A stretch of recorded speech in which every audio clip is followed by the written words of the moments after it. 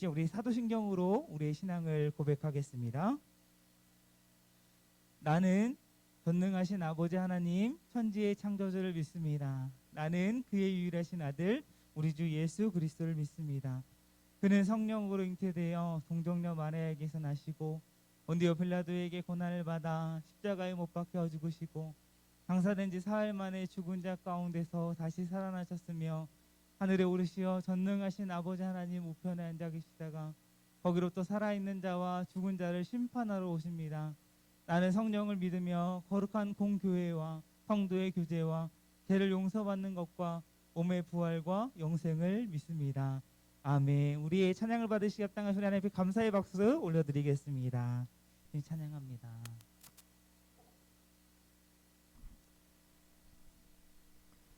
할렐루야. 3월 21일 우리 화평교회 고등부 예배에 오신 여러분을 주님의 이름으로 환영하고 축복합니다. 오늘도 우리가 우리 높이 계신 우리 하나님만을 온전히 찬양하길 원합니다.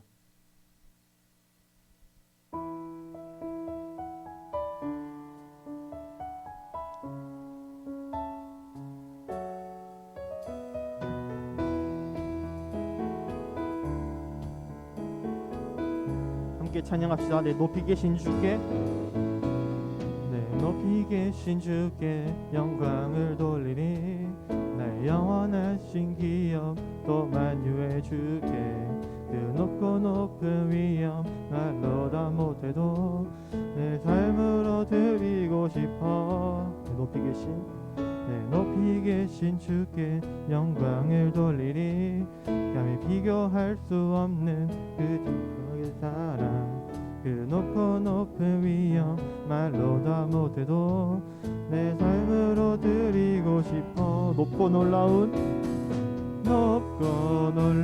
주 이름 내 영이 주를 찬송하며 기뻐 뛰겠네. 높고 놀라운 주 이름 내 영이 주를 찬송하며 기뻐 노래해.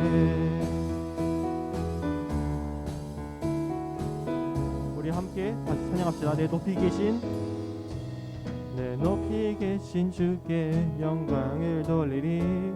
나의 영원하신 기업 또 만유의 주께 그 높고 높은 위엄 말로 다 못해도 내 삶으로 드리고 싶어.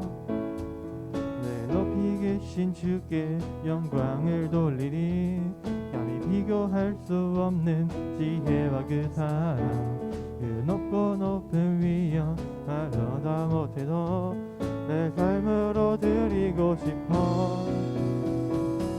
높고 놀라운 주 이름 내 영이 주를 찬송하며 기뻐 뛰겠네. 높고 놀라운 주 이름 내 영이 주를 찬송 높고 놀라운 주 이름 내 영이 주를 찬송하며 기뻐 뛰겠네. 높고 놀라운 주 이름 내 영이 주를 찬송하며 기뻐 노래해. 영원할 수 없는 그 놀라운 사랑, 은혜와 진리로 새롭게 하신 십자가의 보혈, 그 놀라운 은혜. 영원할 수 없는 그 놀라운 사랑, 은혜와 진리로 새롭게 하신 십자가의 보혈, 그 놀라운 은혜. 높고 놀라운 주 이름 내 영이 주를 찬송하며 기뻐 뛰겠네. 높고 놀라운 주 이름 내 영이 주를 찬송하며 기뻐. 높고 놀라운 주 이름 내 영이 주를 찬송하며 기뻐 뛰겠네. 높고 놀라운 주 이름 내 영이 주를 찬송하며 기뻐 노래해.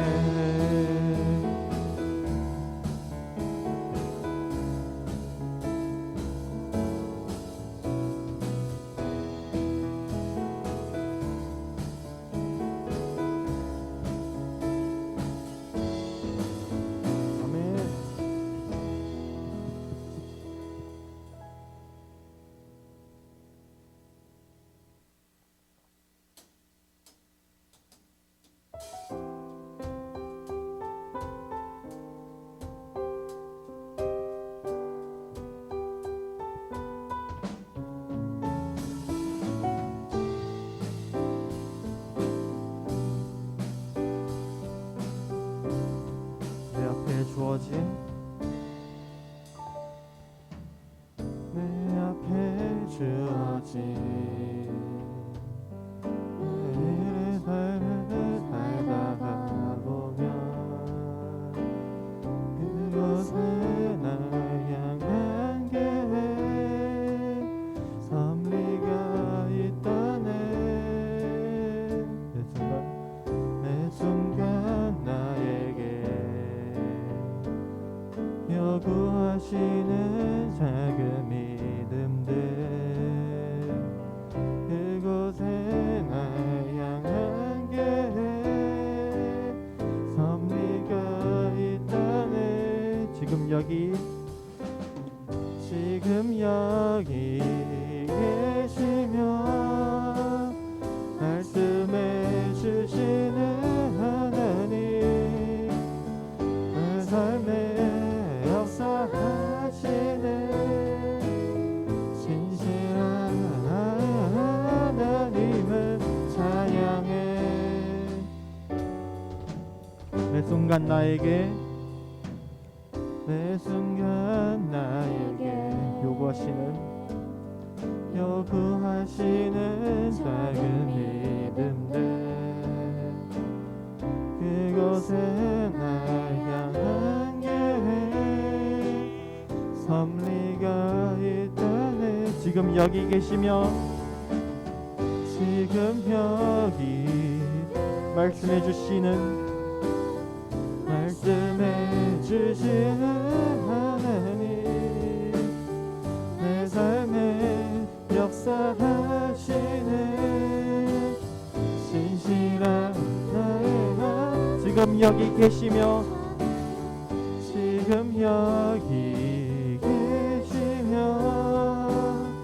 말씀해 주시는 하나님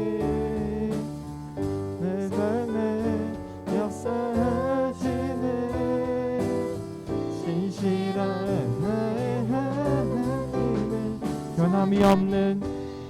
변함이 없는 영원한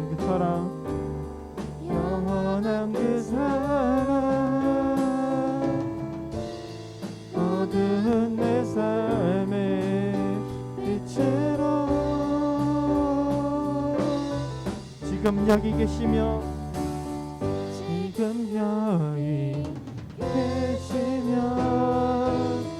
말씀해 주시는 하나님 내 삶에 역사하시는 신실한 나의 지금 여기 계시며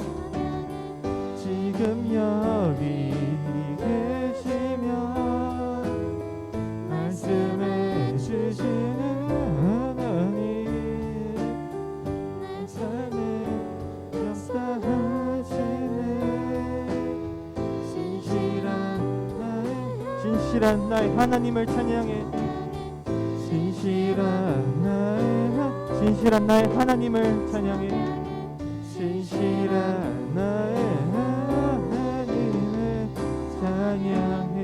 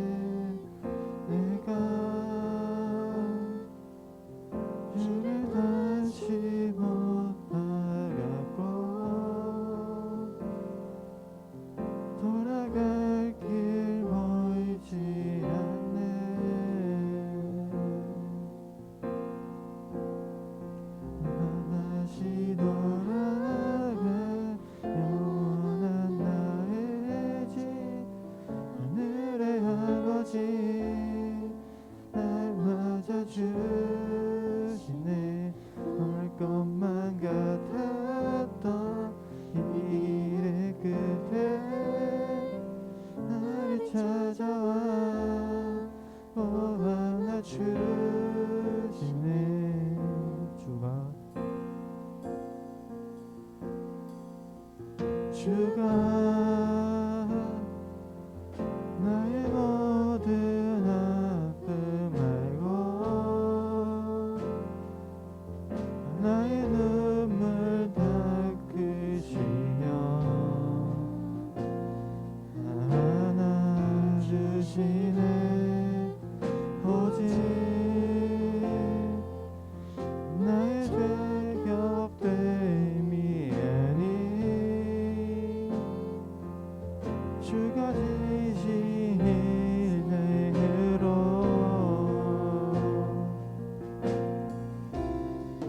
다시 돌아가 영원한 나의 집 하늘의 아버지 날 맞아주시네. 널 것만 같았던 이 길의 끝에 나를 찾아와 나 다시 돌아갈 나 다시 돌아가 영원한 나의 집 하늘의 아버지 날 맞아주시네. 널 것만 같았던 이 길의 끝에 나를 찾아와. 우리 목소리로 찬양합시다. 나 다시 돌아갈 나 다시 돌아가 영원한 나의 집 하늘의 아버지 날 맞아주시네. 올 것만 같았던 이 길의 끝에 나를 찾아와 안아주시네.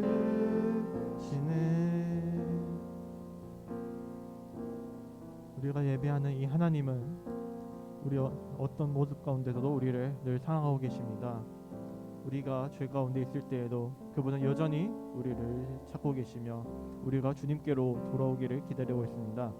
그러니까 우리가 예배에 앞서 한번더 고백했지만 이 시간 한 번 더 고백할 것은 우리가 이런 죄 가운데 있던 모습을 다 내려놓고 주님께로 다시 돌아가겠다고 고백했으면 좋겠습니다.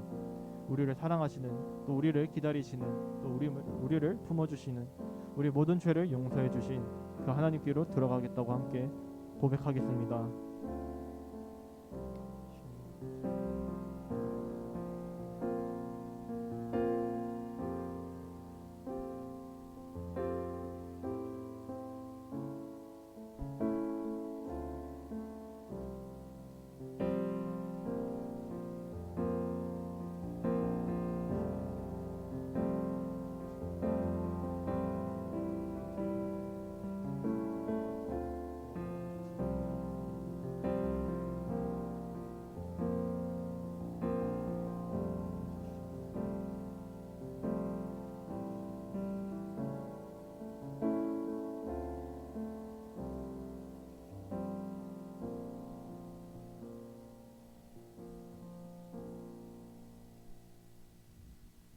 사랑과 은혜가 풍성하신 주님, 지난 한 주간도 저희를 지키시고 인도해 주시며 오늘 예배의 자리로 모이게 하시니 감사합니다.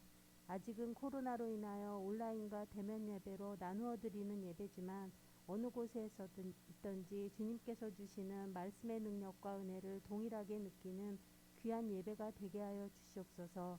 말씀을 듣고 말씀대로 살아야겠다고 다짐하지만 저희의 연약한 육신은 순종의 모습이 아니었음을 고백하며 회개합니다. 저희를 용서하시고 이 예배를 통하여 하나님의 뜻을 알고 기억하여 세상 속에서 하나님을 드러내며 살게 하여 주시옵소서. 새학기를 맞아 적응하고 있는 우리 화평 고등부 친구들에게 만남의 축복을 주셔서 그들의 고교 시절이 예쁘고 소중하게 기억될 수 있게 축복하여 주시옵소서. 무엇보다 주님의 말씀 위에 단단히 세워진 믿음으로 세상 속에서 믿음의 자녀답게 살게 하여 주시옵소서. 어떠한 상황 속에서도 주님께서 우리와 함께 동행하심을 믿고 경험케 하여 주시옵소서. 오늘 최사무엘 목사님께서 회개한 죄인이란 말씀을 전하실 때 듣는 저희들 모두가 자신을 돌아보며 어떻게 변화되어야 하는지 구체적으로 생각해보는 시간 되게 하여 주시옵소서. 하루속히 고등부 친구들과 선생님들 모두 모여 함께 예배하는 날이 오길 기다리며 오늘 예배의 수종을 주님께 의지하며 예수님 이름으로 기도합니다. 아멘.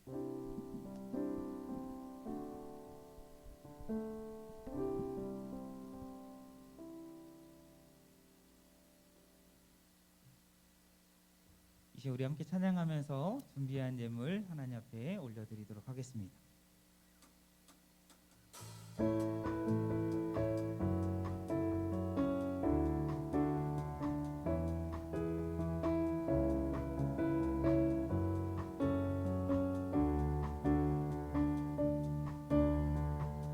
나의 가장 낮은 마음, 나의 가장 낮은 마음, 주님께서 기뻐하시고 작은 일에 큰 기쁨을 느끼게 하시는도다. 우리에게 축복하신 하나님 사랑, 낮은 자를 높여주시고 아름다운 하늘나라 허락하시고 내 모든 건 예비하시네. 찬양함의 기쁨을 감사함의 평안을 간구함의 하나님 알도록 하셨네. 이 시간 드린 예물을 위해서 기도하겠습니다. 우리 신실하신 하나님, 우리를 날마다 붙들어 주시고 우리의 삶 가운데 늘 함께하여 주시는 우리 사랑의 하나님 감사합니다. 하나님, 한 주간의 삶 가운데 우리를 지켜보아 주시고 또 이렇게 주님의 귀한 복된 날 하나님 앞에 예배할 수 있는 이 예배의 자리로 우리를 불러주심에 너무나도 감사합니다. 하나님, 이 시간 오직 우리가 상한 심령을 가지고 주님 옆에 간절한 마음으로 나아가길 원합니다. 오직 하나님만 바라보며 하나님께 집중하며 오직 하나님만 높여드리며 나아가길 원합니다. 이 시간 우리가 온라인으로 또 오프라인으로 드리는 모든 고등부의 예배자들에게 주님 찾아가 주시고 하나님 함께하여 주시어서 이 시간 온전히 주님의 위로와 주님의 평안을 또 경험하는 시간 될 수 있도록 주님께서 함께하여 주시옵소서. 하나님, 이 시간 하나님 앞에 귀한 예물 드린 손길이 있습니다. 하나님 드린 손길 위에 하나님께 그의 삶을 주장하여 주시고 학업을 감당할 때에 지혜와 명철 총명을 허락하여 주시고 하나님께 주시는 비전을 품고 나아갈 때에 담대함으로 또 하나님께서 주시는 허락하시는 형통의 복을 누리며 나아갈 수 있는 귀한 우리 드린 예물 드린 자를 낼 수 있도록 하나님 함께하여 주시옵소서. 미처 마음은 있으나 드리지 못한 손길 가운데도 주님께서 동일한 은혜 주시고 하나님께 함께하여 주시고 삶 가운데 하나님께서 베풀어 주시는 놀라운 은혜와 사랑을 경험하며 또 찬양하며 나아갈 수 있는 우리 모든 화평교회 고등부 될 수 있도록 주님께서 주장하여 주시옵소서. 하나님, 이 시간 하나님 앞에 나와 하나님께 예배하며 또 하나님 말씀 듣기 원합니다. 전하는 자나 듣는 자가 성령 안에 하나 되게 하시고 이 말씀을 통하여서 하나님께서 우리에게 원하시는 것이 무엇인가, 우리가 하나님의 자녀로서 어떻게 살아가야 할 것인가를 결단하며 다짐하며 나아가는 시간 될 수 있도록 주님께서 함께하여 주시옵소서. 이 시간 주님께 모든 영광 올려드리며 살아계신 예수님의 이름으로 기도하옵나이다. 아멘.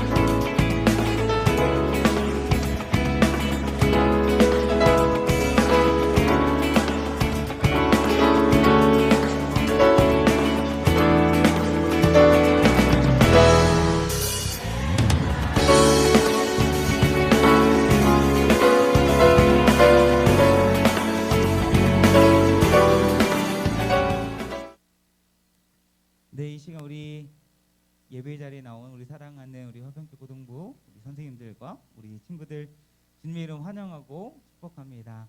이 시간 오늘도 우리 현장 예배와 더불어서 이제 온라인 예배 이렇게 함께 고등부 예배 드리고 있는데요. 오늘은 2학년 우리 친구들이 함께 나와서 이 시간 예배하고 있습니다. 이 시간 여기 현장에서 함께 드리지 못하지만 우리 온라인으로 드리는 우리 학생들, 우리 선생님들 주님으로 환영하고 축복하고 또 이 시간 하나님의 놀라운 은혜와 사랑을 경험하는 그러한 시간 되기를 간절히 소망합니다. 몇 가지 우리 영상 광고를 통해 봤지만 우리 몇 가지 더 전달하면 다음 주일은 우리 종려 주일로 이제 지킵니다. 이제 예수님께서 예루살렘에 입성하시고 우리를 위해 고난 받으 십자가에 못 박히시기 전 이제 우리 그 날을 우리 기념하는 예루살렘 입성하는 그 절기를 기념하는 우리 종려 주일로 지키고요. 그리고 그 다음 날부터 우리 고난 주간으로 이제 지내게 됩니다. 특별히 우리 교회에서는 고난 주간 특별 새벽 기도회가 진행이 됩니다. 십자가를 자랑하라라는 주제로 진행이 되는데 3월 29일부터 4월 3일까지 이렇게 일주일 동안 진행을 합니다. 어저께 임원 회의를 통해서 우리 어떻게 하면 우리 학생들도 이 특세를 참여하게 할 수 있을까 참 논의도 하고 또 이제 참여한 친구들에게 이제 적절한 이제 상품도 우리 제공하려고 하니까요. 우리 꼭 기억했다가 이 고난 주간 그냥 흘러보내는 것이 아니라 우리를 구원하시기 위해 이 땅에 오신 또 고난 받으신 십자가에 못 박혀 죽으신 우리 예수님을 묵상하는 그러한 시간 되길 바랍니다. 또 우리 입교 및 세례식이 예정되어 있습니다. 아직 우리 화평교회에 등록한 지 6개월 이상이 되었음에도 아직 입교나 세례를 받지 않은 친구들이 있다면 이번 주일 신청을 먼저 해주시고 그리고 이번 주일 교육이 있습니다. 3월 27일 토요일 오후 4시 30분에 본당 2층 코이노니아홀에서 이제 진행이 됩니다. 그리고 입교 세례식은 이제 그 다음 주 부활주일 4월 4일에 진행이 거행이 됩니다. 그래서 이번 기회에 자신의 신앙을 점검하고 또 마음의 확신이 있고 예수님을 나의 구주로 영접하고 그런 믿음의 구원의 확신이 있는 친구들은 아직 입교나 세례를 받지 않은 친구들은 이번 기회에 입교하고 또 세례 받을 수 있는 시간 되길 바랍니다. 그리고 먼저 좀 일찍 광고를 하는데요. 우리 상반기 교육훈련 소요리 성경 공부가 이제 진행이 됩니다. 작년에 하반기 때도 진행을 했었는데 시간이 길지가 않아서 1강부터 5강까지 진행을 했었어요. 네. 그래서 이제 올해 이제 6강부터 10강을 진행을 해야 되는데 이제 새로운 친구들도 있잖아요. 1학년 친구들이 새로운 친구들도 있으니까 먼저 4월 중에는 이제 다시 1강부터 5강을 진행하고 이제 5월 중에는 이제 작년에 하반기에 했던 친구들과 함께 이제 6강에서 10강까지 이렇게 진행을 하려고 합니다. 그래서 문자를 통해서 이제 신청할 수 있는 링크를 이제 보냈는데 받았죠? 네, 그 링크를 통해서 많이 신청해 주기를 바랍니다. 예부의 반별 모임 있습니다. 반별 모임 있으니까 꼭 그냥 가지 마시고 여러분들도 이제 각자 흩어져서 이제 좀 멀리 떨어져서 이제 반별 모임 온라인으로 좀 참여해 주길 바라고 온라인으로 지금 유튜브로 드리고 있는 친구들 역시도 유튜브에서 그냥 끄지 말고 줌을 켜서 그 반별 모임의 자리로 들어올 수 있기를 바랍니다. 네, 우리 오늘 하나님 말씀 보도록 하겠습니다. 오늘 말씀은 누가복음 19장 1절에서 10절까지의 말씀. 누가복음 19장 1절에서 10절까지의 말씀 제가 봉독해 드리겠습니다. 누가복음 19장 1절입니다. 예수님께서 여리고에 들어가 거리를 지나시는 중이었습니다. 여리고에는 삭개오라는 사람이 있었습니다. 그는 세리장이었고 부자였습니다. 삭개오는 예수님이 어떤 분인지 보려고 하였으나 사람들 때문에 볼 수 없었습니다. 그는 키가 작았던 것입니다. 그는 예수님을 보려고 앞서 달려가서 뽕나무에 올라갔습니다. 왜냐하면 예수님께서 그 길을 지나실 것이었기 때문입니다. 예수님께서 그곳에 이르러 위를 쳐다보시고 삭개오에게 말씀하셨습니다. 삭개오야 어서 내려오너라. 오늘 내가 내 집에서 묵어야 하겠다. 삭개오가 빨리 내려와 예수님을 기쁘게 맞이했습니다. 사람들은 이것을 보고 모두 수군거렸습니다. 저 사람이 죄인의 집에 묵으려고 들어갔다. 삭개오가 서서 주님께 말씀드렸습니다. 주님, 제 재산의 절반을 가난한 사람들에게 주겠습니다. 그리고 제가 남의 것을 속여 얻은 것이 있으면 4배로 갚겠습니다. 예수님께서 삭개오에게 말씀하셨습니다. 오늘 이 집에 구원이 찾아왔다. 이 사람도 아브라함의 자손이다. 인자는 잃어버린 사람을 찾아 구원하러 왔다. 아멘. 오늘은 죄인의 회개라는 제목으로 우리 여러분들과 함께 하나님 말씀 나누도록 하겠습니다. 지지난주부터 우리 매주 토요일 밤마다 우리 임원 학생들, 우리 회장, 부회장, 총무, 또 회장, 부회장을 총무를 돕는 우리 1학년 친구 2명과 함께 줌으로 임원 모임을 하고 있습니다. 현장에서 함께 모여서 진행하면 좋겠는데 함께 모이지 못하고 이렇게 줌을 통해서 임원 모임을 하고 있어요. 그 모임을 하는 중에 이제 말씀을 나누는데 이제 무엇을 가지고 말씀을 나누냐면 이제 여러분들 청소년 매일 성경 뒤편에 보면 LBS라는 부분이 있어요. 그 부분 이제 라이프 바이블 스터디라는 부분인데 이제 삶과 말씀과 이제 연결해서 이제 나누는 그러한 잘 되어 있더라고요. 그런 것들을 나누고 있는데 3월에는 이제 주제가 있는데 이 3월 LBS 주제는 관계예요. 관계. 인간관계. 처음에는 이제 성경적인 관계는 어떠한 것인가에 대해서 나누었고 어제는 부모님과의 관계에 대해서 나눴어요. 그리고 다음 주에는 친구와의 관계에 대해서 이제 나눌 예정입니다. 이렇게 관계에 대해서 이렇게 나누려고 목사님 준비하고 또 임원 친구들과 이렇게 나누다 보니까 목사님도 이제 인간관계에 대해서 한번 생각을 해보게 되더라고요. 사람은 어떠합니까? 태어나면서 혼자 살지 않잖아요. 태어나면서 부모와의 관계를 통해서 또 좀 자라면 유치원, 뭐 초등학교, 중학교, 고등학교 그뿐만 아니라 여러 가지 다양한 방향에서 이런 관계를 맺으며 살아갑니다. 여러분들이 그동안 살아왔던 그런 인간관계는 좀 어떠합니까? 어려움을 겪은 친구들도 있을 것이고 아니면 그동안 뭐 관계에 있어서 어려움을 그렇게 겪지 않은 친구들도 있을 겁니다. 근데 관계에 대해서 목사님 이렇게 생각을 하면서 사람의 어떠한 것을 바라보는 관점이나 어떠한 성격이나 그런 기질 이런 것들은 참 쉽게 변하지 않는 것 같다라는 그러한 생각을 하게 되더라고요. 뭐 간혹 MBTI나 뭐 디스크 같은 것을 통해서 뭐 원래는 이 유형이었는데 다른 유형으로 바뀌었다라고 이렇게 이야기도 하는 사람들도 있지만 대부분의 많은 사람들이 사람은 쉽게 변하지 않아라고 이렇게 이야기를 합니다. 가끔 주변에 이렇게 연애를 하는 이런 커플들이나 또 부부들을 보게 되면 서로 맞지 않은 부분, 서로 다른 부분들 때문에 힘들어하는 분들 많이 보게 돼요. 특별히 아까 얘기한 것처럼 사람은 쉽게 변하지 않는다라는 이 사실 때문에 더 힘들어하는 그런 모습들을 보게 됩니다. 여러분들, 우리 자신들은 어떠합니까? 우리 자신이 정말 완벽한 존재인가요? 아니죠. 우리는 모두 허물 많고 죄 많은 존재입니다. 내 자신 스스로 정말 좋게 바뀌었으면 좋겠다라는 이런 생각이 하루에도 수십 번 들게 되죠. 여전히 하나님을 믿는다 하면서도 하나님의 자녀라고 하면서도 끊어내지 못하는 그러한 죄가 우리 가운데 여전히 있음을 보게 됩니다. 정말 사람은 쉽게 변하지 않는 것인가? 우리 자신은 정말 가망이 없는 것인가? 어떻게 이러한 죄의 굴레에서 내가 벗어날 수 있을까? 그런데 간혹 주변에 보면 희망적인 얘기를 하는 분들이 계세요. 어떤 분들이냐면 자신의 삶이 180도 달라졌다라는 거예요. 이전의 삶과 완전히 다른 인생을 살게 되었다라는 겁니다. 어떻게 그럴 수가 있습니까? 바로 하나님과의 인격적인 만남을 통해서 그렇게 달라졌다라는 거예요. 그동안 마음에 들지 않던 나의 모습이, 나의 성격이, 나의 삶이 하나님을 만남으로 인해서 완전히 변화되었다라는 그런 이야기를 듣게 됩니다. 하나님을 만나기 이전과 이후의 삶이 완전히 달라졌다라는 거예요. 목사님도 이 가까이에 그런 분이 한 분 계세요. 누구냐? 바로 목사님의 아버지세요. 목사님의 아버지가 정말 하나님을 믿기 이전과 이후의 삶이 완전히 달라졌음을 정말 살면서 많이 들었어요. 목사님 아버지는, 저희 아버지는 원래 하나님을 믿지 않는 분이셨어요. 정말 술을 좋아하고 담배를 좋아하고 다혈질적이고 정말 욱하는 그런 성격의 사람이 바로 저희 아버지였거든요.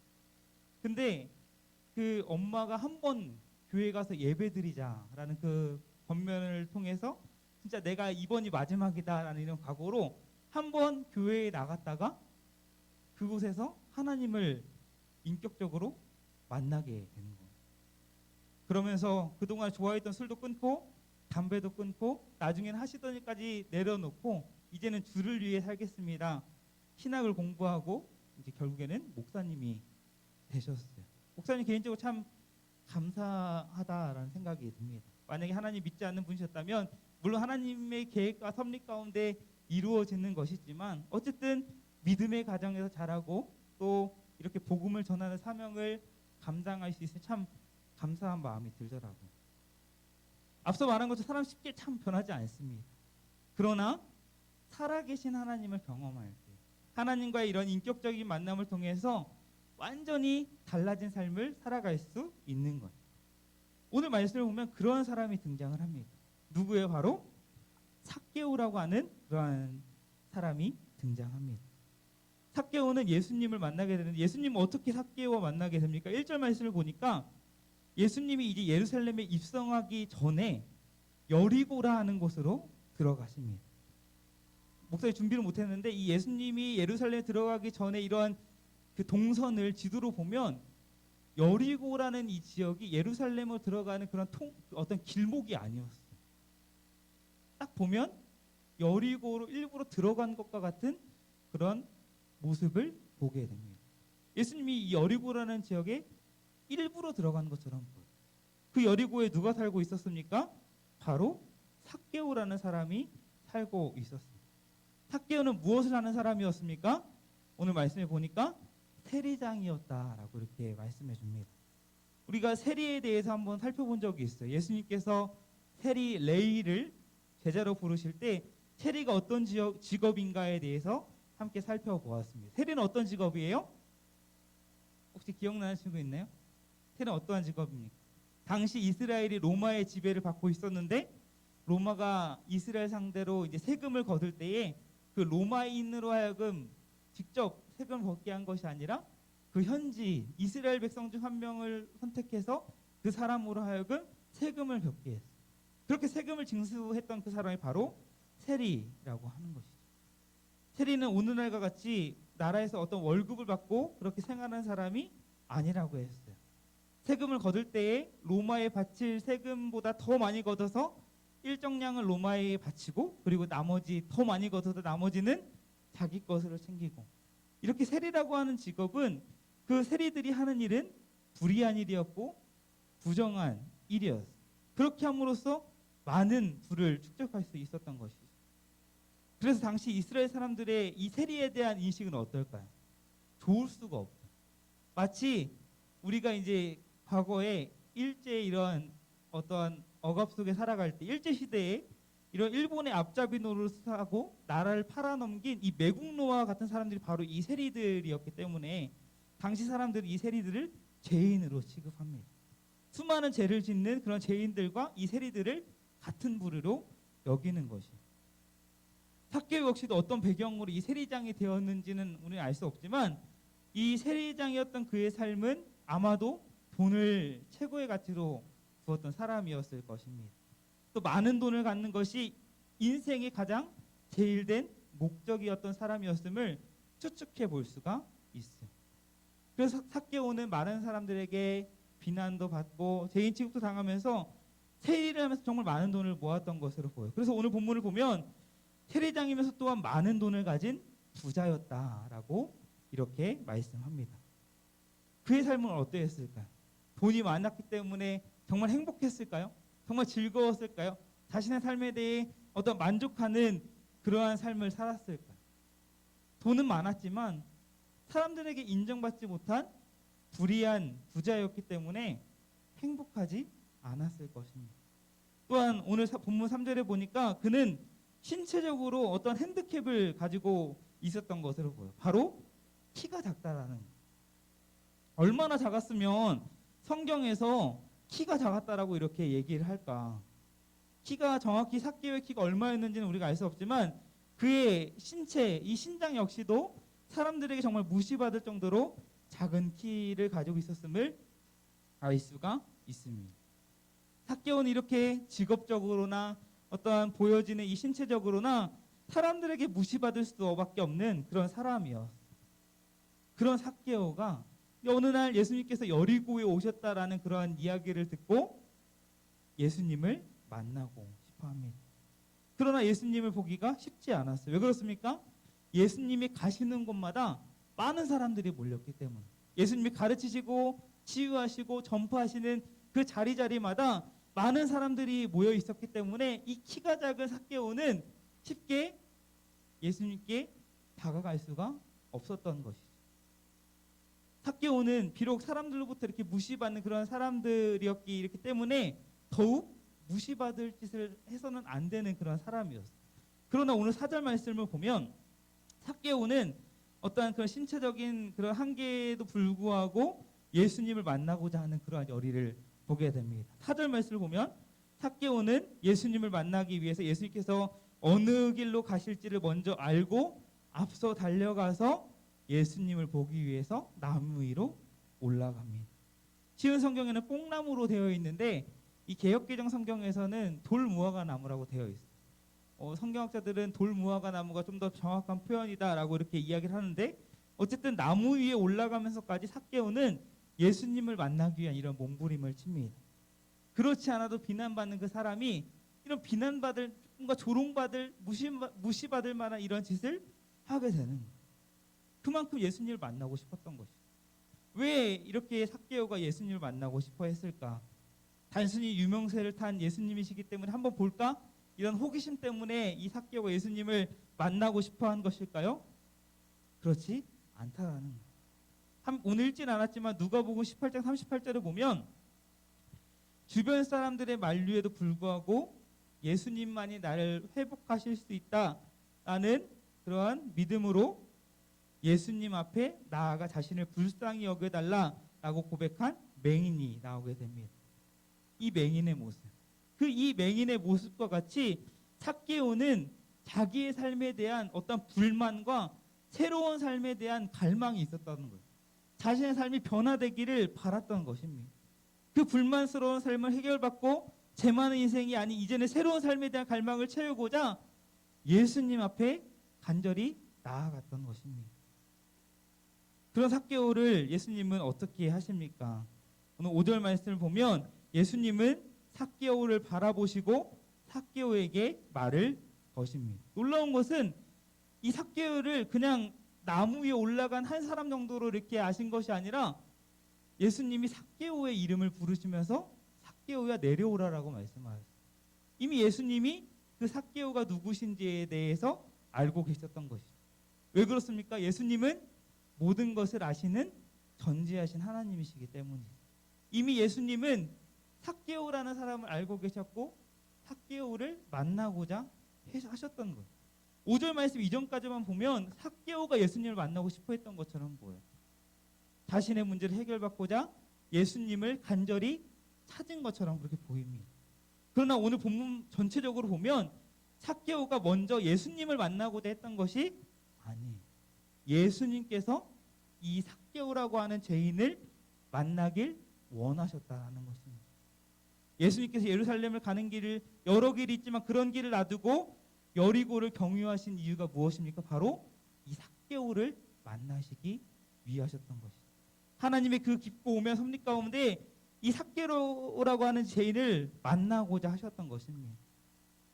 삭개오, 그토록 하나님 만나고 싶었던 그 예수님, 그런 예수님이 자기를 보시고 또 자신의 이름을 불러주셨을 때에 또 예수님이 너의 집에 머물겠다라고 이렇게 예수님이 말씀하셨을 때에 삭개오의 마음이 어떠했을까요?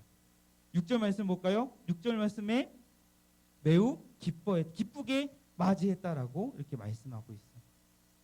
키가 작고 많은 사람들로부터 죄인이라고 낙인 찍힌 채로 살았던 이 삭개오, 많은 사람들로부터 외면을 받은 그였지만 예수님은 그런 삭개오를 만나기 위해 그를 찾아오셨고 그의 이름을 부르셨고 삭개오는 자신을 찾아오신 예수님을 기쁨으로 맞이하는 것입니다. 그런데 그 모습을 보던 많은 사람들이 수군거립니다. 예수님이 이렇게 돌발 행동을 보이실 때마다 죄인들과 이런 연약한 자들 만나실 때마다 많은 사람들이 수군거렸는데 이번에도 역시나 죄인인 삭개오를 만나시고 그 집에 머물겠다라고 말씀하시면서 그 집에 들어가시는 예수님을 보고 수군거리면서 비난을 합니다.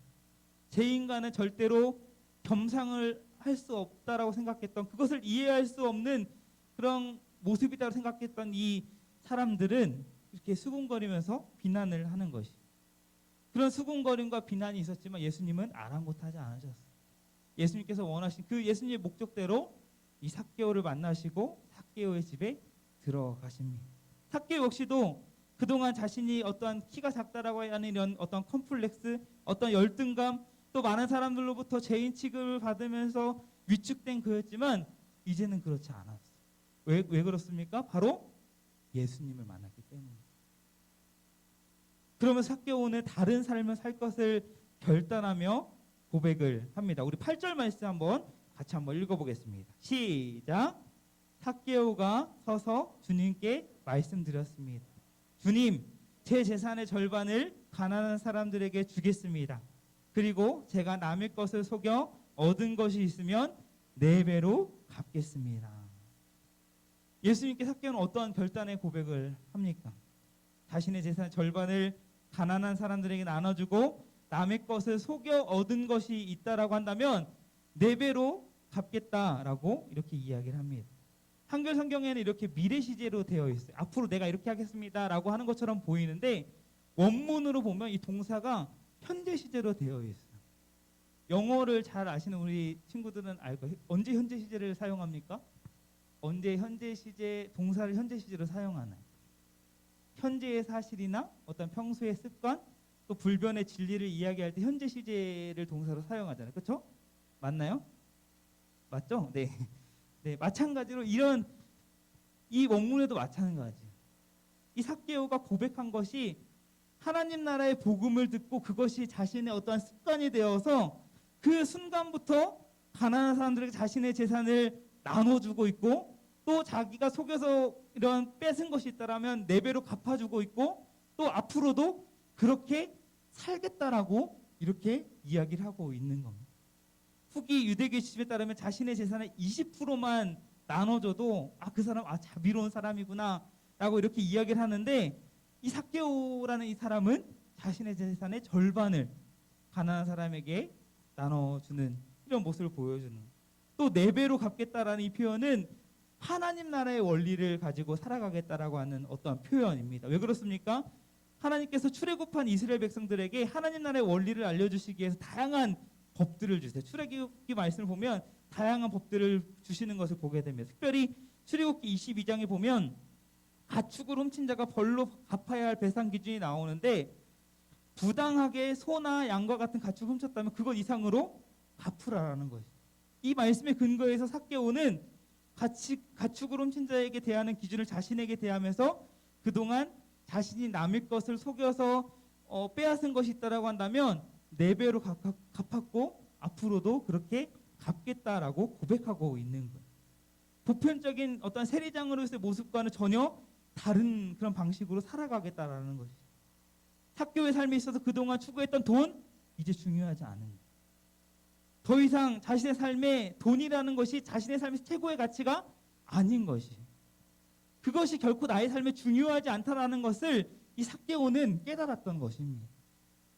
세상의 원리와 방식대로 세상의 것을 추구하던 그의 삶이 하나님 나라의 복음을 듣고 나서 삭개오의 삶은 완전히 달라지게 된 것입니다. 신체적인 컴플렉스와 또 직업으로 인한 자격지심과 열등감 그로 인해서 삶 속에서 말로 표현할 수 없는 공허함이 있었어요. 어떻게 이 공허함을 채울 수 있을까? 아마 삭개오는 날마다 고민했을 것입니다. 채워도 채워지지 않는 그 삶 가운데 이 공허함을 이 삭개오는 느끼며 살아갔을 것입니다. 그러나 그가 하나님 나라의 복음을 듣고 나서 그의 삶의 목표, 그의 삶에 추구하는 것이 이제는 돈이 아니라 하나님으로 채워지는 것을 경험하고 하나님 나라의 원리대로 살아갔을 때에 그 자신의 공허함이 채워지는 것을 경험하고 나니 그의 삶이 달라질 수밖에 없었던 것이죠. 언제 삭개오가 하나님 나라의 복음을 들었는 일은 정확히는 알 수 없어요. 아마도 누가복음 3장의 이 세례 요한을 통해서 이 직접적으로나 간접적으로 하나님 나라의 복음을 듣지 않았을까라는 생각이 듭니다. 누가복음 3장에 보면 세례 요한은 하나님 나라의 복음을 전파하면서 하나님의 절대 주권을 선포하며 회개에 알맞은 열매를 맺으라라고 이렇게 이야기합니다. 그때 뒤이어 12절에 보면 누가 등장합니까? 바로 세리들이 등장을 해요. 세리들도 이 세례 요한에게 세례를 받기 위해서 그 자리에 있었던 것으로 보입니다. 그럼 그들이 세례 요한에게 물어보죠. 그렇다면 회개의 열매를 맺기 위해서 그럼 우리는 어떻게 해야 하는 것입니까? 그들의 질문에 세례 요한은 이렇게 대답을 합니다. 세금을 거두도록 지시받은 액수 이상으로 거두지 말아라고 이렇게 이야기를 합니다. 하나님 나라의 복음을 듣고 하나님 나라의 복음을 들은 자로서 어떻게 살아가야 하는가? 이 세례 요한이 말한 이 말이, 이 선포한 이 말씀이 기준이 된 거예요. 오늘 본문 말씀 다시 8절을 보면 삭개오는 세례 요한을 통해서 선포된 이 하나님 나라의 복음을 듣고 그렇게 순종하면서 하나님 나라의 원리대로 자발적으로 실천하면서 그동안 살아왔고 앞으로도 그렇게 회개에 알맞은 열매를 맺으며 살아가겠다라고 고백하고 있는 것입니다. 오늘 말씀의 제목처럼 정말 회개한 죄인의 그런 어떤 모범적인 모습을 이 삭개오는 보여주고 있는 것입니다. 앞서 누가복음 18장에 예수님께서 비유로 말씀하시는데 성전으로 올라간 두 사람의 비유를 말씀하셨어요. 한 사람은 바리새인이었고 한 사람은 세리였어요. 이 바리새인은 자신의 의를 드러내며 교만한 모습을 보였지만 그 옆에 있던 세리는 달랐죠. 어떠했습니까? 자신의 그러한 죄를 회개하며 나는 죄인입니다. 나를 불쌍히 여달라고 이렇게 겸손한 모습으로 자신의 죄를 깨우치고 뉘우치며 다시는 그런 죄 가운데 살지 않겠다라고 고백하는 그러한 모습을 보게 되는데 마찬가지로 삭개오도 이런 마음으로 예수님께 이런 고백을 하며 나아가는 것입니다. 그런 겸손함으로 자신의 죄를 고백하며 나아간 삭개오에게 예수님이 뭐라고 말씀하십니까? 오늘 이 집에 구원이 찾아왔다.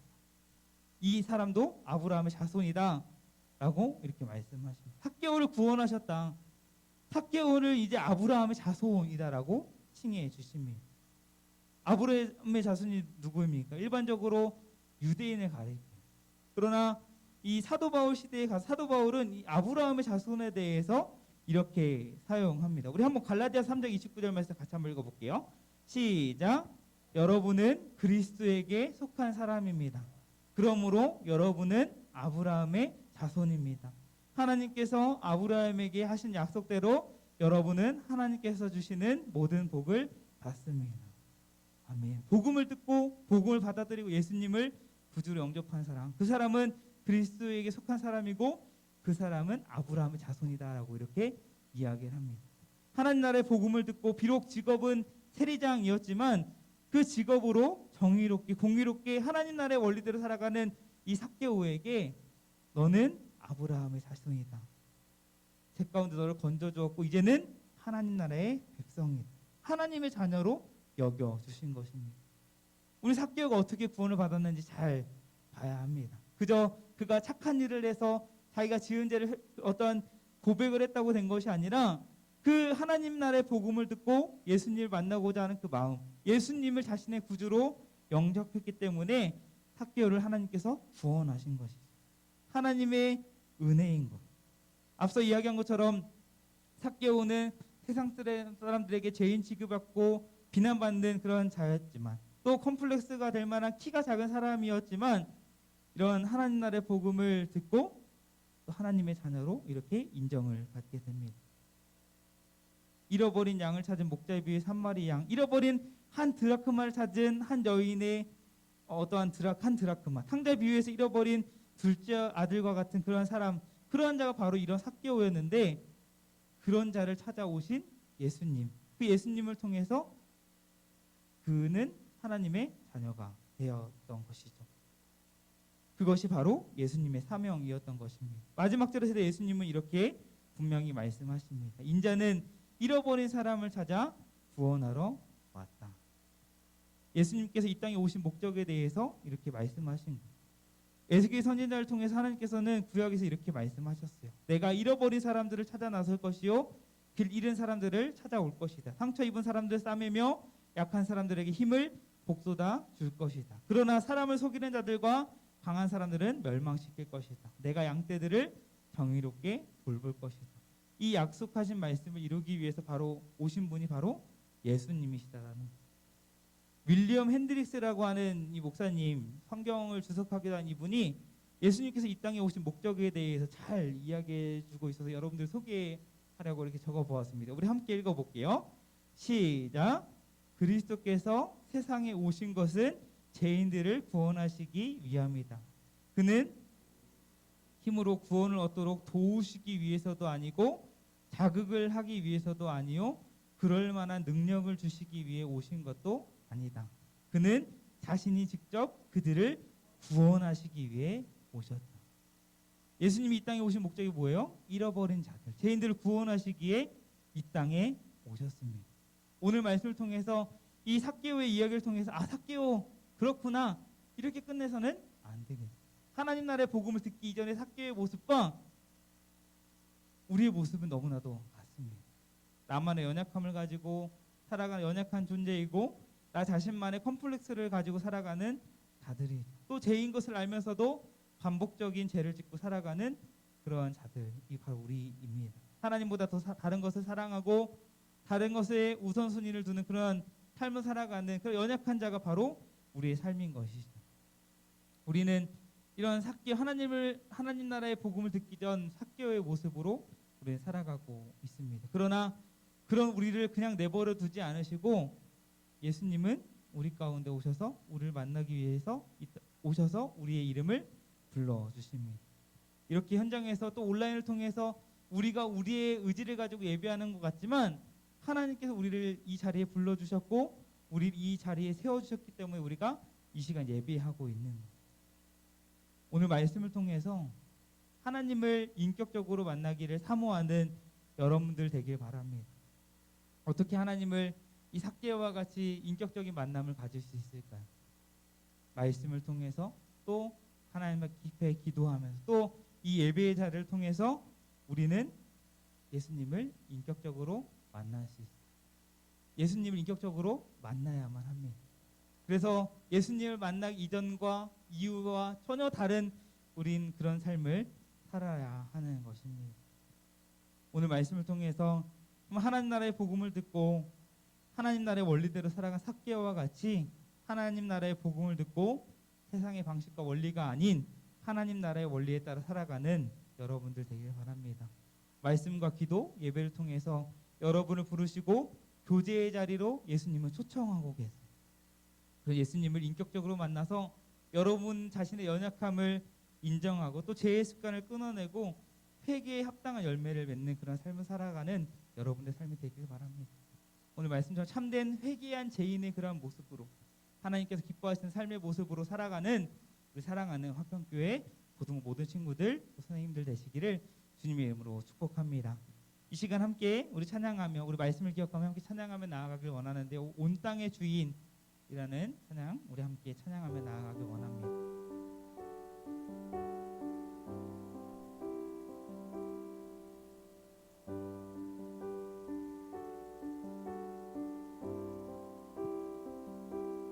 온 땅의 주인 되신 주님이 내 이름 아시며 상한 맘 돌보네 어둠을 밝히시는 새벽별 방황하는 내 맘 주의 길 비추시네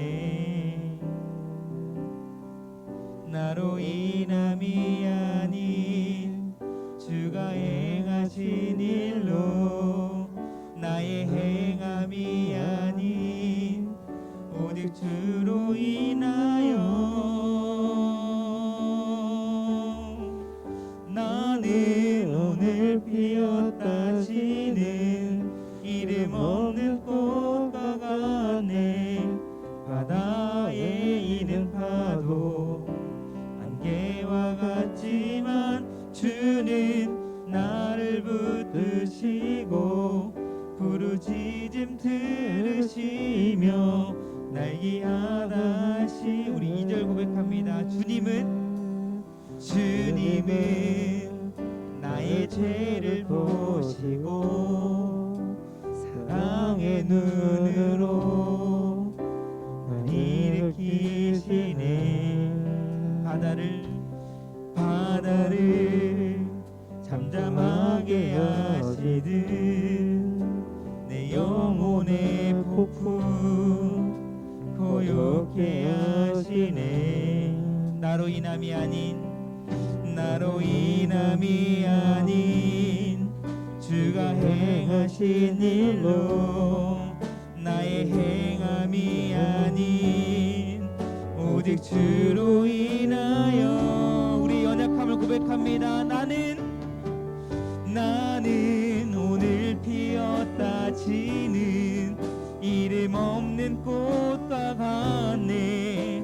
바다에 있는 파도 안개와 그러나 주는 나를 붙드시고 부르짖음 들으시며 날 기하다 하시네. 나는 오늘 피었다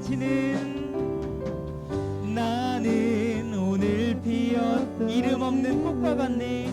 이름 없는 꽃과 같네.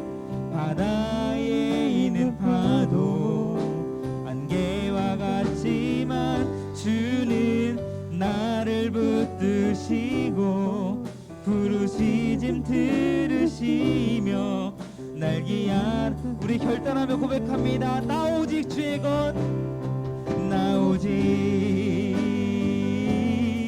주의 것 나 오직 주의 것 우리 상한 심령으로 고백합니다. 나 오직 주의 것 나는 주님의 것입니다. 나 오직 다시 한번 나 오직 주의 것 나 오직 주의 것 나 오직 주의 것 나 오직 주의 것 나 오직 주의 것 나 오직 주의 것 나는 오늘 피었다 지는 이름 없는 꽃과 바다에 있는 파도 안개와 같지만 주는 나를 붙드시고 부르짖음 들으시며 날 기하다 하시네. 아멘. 하나님께서 우리를 만져주시고 우리의 삶을 붙들어 주십니다. 이러한 고백으로 우리 이런 믿음으로 담대하게 살아가는 우리 모든 화평의 고등부 되길 주님으로 축복합니다. 기도하겠습니다. 사랑해 주님 감사합니다. 오늘 말씀을 통해서 예수님께서 이 땅에 오신 목적과 이 말씀을 통해서 나를 향한 하나님의 그 사랑과 은혜를 다시 한번 깨닫게 하여 주심에 너무나도 감사합니다. 하나님, 나를 하나님의 자녀로 하나님의 거룩한 백성으로 불러주셨사오니 이제는 나의 삶이 세상의 방식과 세상의 원리대로 세상의 것을 추구하는 그러한 인생이 아니라 정말 하나님 나라의 복음을 듣고 하나님 나라의 원리대로 하나님께서 원하시는 대로 하나님께서 기뻐하시는 모습으로 살아갈 수 있는 정말 회개한 죄인의 그러한 모습으로 겸손히 하나님 의지하며 살아갈 수 있는 우리 삶이 되어주시도록 주님께서 함께하여 주시옵소서. 하나님 이제 한 주간의 삶을 살아갑니다. 더 하나님을 의지하게 하시고 삶 가운데 하나님께서 베풀어 주시는 놀라운 은혜를 누리며 경험하는 우리의 인생이 되게 하여 주시옵소서. 감사합니다. 예수님의 이름으로 기도하옵나이다. 아멘. 이제는 우리 주 예수 그리스도의 은혜와 하나님의 담아없는 사랑과 성령님의 내재교통 역사 인도 보호하심이 오늘 말씀을 통하여서 다시 한번 하나님의 은혜와 사랑을 깨닫고 하나님 앞에 나의 죄를 고백하며 이제는 하나님 나라의 원리대로 살아가기를 다짐하며 결단하는 이 시간에 머리 숙인 예배자들 위해 주님의 몸된 화평교회 고등부 위에 이제로부터 영원토록 함께 있을지어다. 아멘.